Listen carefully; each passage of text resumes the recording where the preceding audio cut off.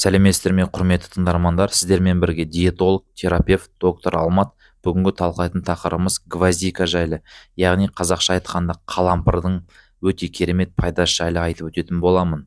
Жалпы народный лечениесі дамыған Қытай елінде бұл гвоздиканы 2000 жыл бұрын пайдаланып, қазіргі уақытқа дейін пайдаланады. Яғни бұның пайдасын 2000 жыл бұрын түсінген. Ал біздің қазақ халқымызда бұл гвоздика кеңінен таралмаған, яғни көп қолданысқа ие емес деген сөз.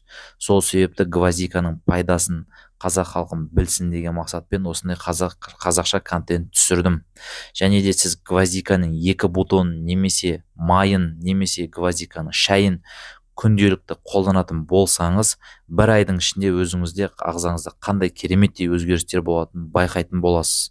Сол себепті осы гвоздиканың қандай пайдасы барын жіберіп алмас үшін видеоның соңына дейін көріп, лайк басып, комментарий жазып отырыңыз, және де достарыңызбен бөлісе отырыңыз. Ал мен бастаймын.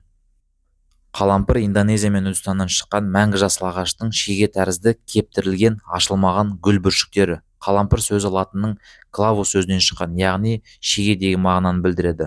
Бұл күшті хош иісті болғандықтан қалампыр әдетте әртүрлі тағамдар мен сусындарға дәмдеуіш ретінде пайдаланылады. Қалампыр диеталық талшықтан, марганец, калий сияқты минералдардан және де К дәрумені сияқты маңызды қоректік заттардың тамаша көзі болып табылады. Қалампыр сығындысы флавоноидтар мен бета-каротин, тимол, эвгенол, бензол және де басқа да органикалық қосылыстар бар. Ал енді мен сіздерге гвоздиканың керемет пайдасы жайлы айтып өтетін боламын. Ең бірінші керемет пайдасы ол қалампыр инфекциядан қорғайды. Яғни оның құрамындағы эвгенол бұл қалампыр майы. Қалампырдың негізгі белсенді интегренттерінің бірі болып табылады. Және әртүрлі ағзаларды инфекциялардан қорғайтын антисептикалық, бактерияға қарсы, саңырауқұлаққа қарсы қасиетке ие болып табылады. Қалампыр қабылдау иммундық жүйеңізді күшейтеді. Антисептика ретінде қалампыр майы патогенді бактериялардың 3 түрін, соның ішінде тамақтан улануға әкелетін Е. коли штампын өлтіру үшін өте пайдалы. Екінші, қалампыр қандағы қант реттейді.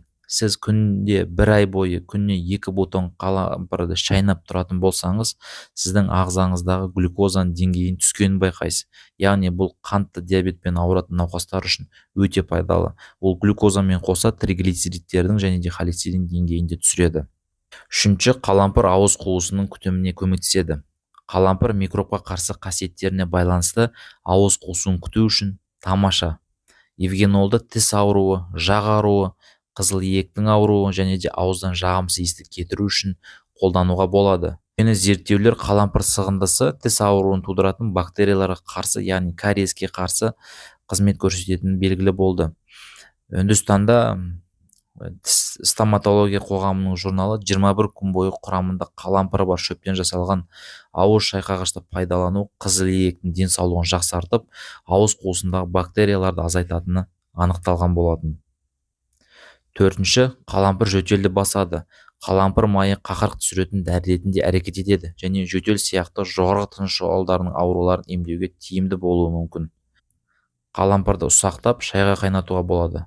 Қалампырдың қабынуға қарсы қасиеттері тамағыңызды тыныштандырып, жөтелден арылуға көмектеседі. Сонымен қоса сізде егер ангина болатын болса, осы ангина кезінде күніне 2 бутон шайнап тұрсаңыз, онда ангинаға керемет ем болып табылады. Қалампыр ішек денсаулығын жақсартады. Қалампыр талшыққа бай және антиоксидантты қасиеттерге ие болғандықтан олар ішек денсаулығын жақсартады. Қалампыр ас қорытуды жеңілдетеді және газды азайтады.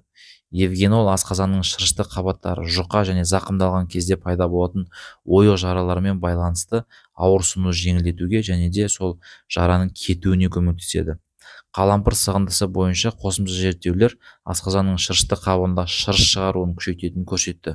Бұл ойық жараның пайда болуына қарсы тұрады, яғни егер шырыш көбейетін болса. Алтыншы, қалампыр бауыр денсаулығын жақсартады. Антиоксидантқа бай, эвгенолға арналған зерттеулер қалампыр бауыр жасушаларын зақымдайтын циррозға келетін бос радикалдардан қорғауға көмектеседі. Осылайша бауыр ауыру ықтималдығын азайтады. Осылайша бауыр обырының пайда болу ықтималдығын азайтады.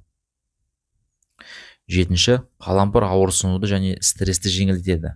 қалампыр ауырсынуды басатын және қабынуға қарсы әсерімен танымал.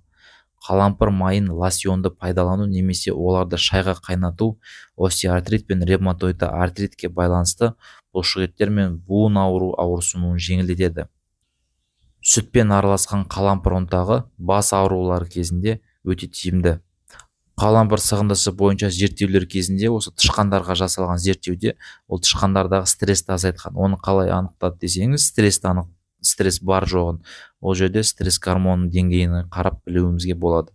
Және де адамдарда жүйке жүйесіне оң әсер етіп, стрессті төмендетіп, психикалық шаршаудан жеңілдетудің жақсы көзі болып табылады. Келесі, қалампыр сүйек денсаулығын жақсартады.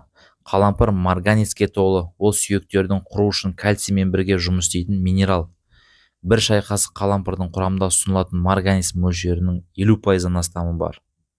Марганец сүйектерді қалыптастыру үшін ғана емес, сонымен қатар сүйек тығыздығын сақтау үшін маңызды марганецке бай тағамдар остеопорозның алдын алуға тиімді болады.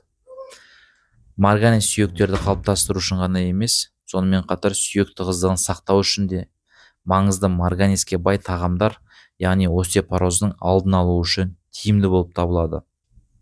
Осымен бүгінгі видеоның соңына келіп жеттік. Қорытындылай келетін болсақ, сіз осы рационыңызға гвоздиканы қосуыңыз өте маңызды. Бұны қалай қолданамыз десеңіз, бұның майы болады гвоздиканың. Және де гвоздикадан настойка жасап шай ретінде ішуімізге болады.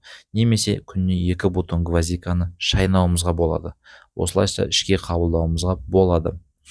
Және де ауырып ем іздегенше ауырмайтын жол іздеу мақсатында осы гвоздика сияқты таза табиғи өнімді қолдануға ұсыныс беремін сіздерге.